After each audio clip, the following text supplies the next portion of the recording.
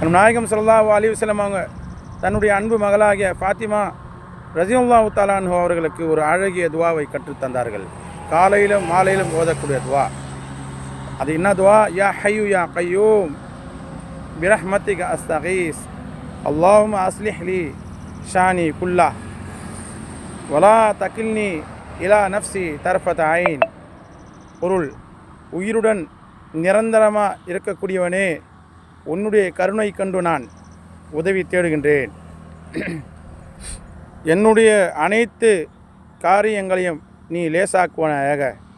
யா அல்லாஹ், என்னை நீ ஒரு நிமிடம் கூட உன்னுடைய உதவி இல்லாமல் விட்டுவிடாதே, இயலாமல் என்னை விட்டுவிடாதே.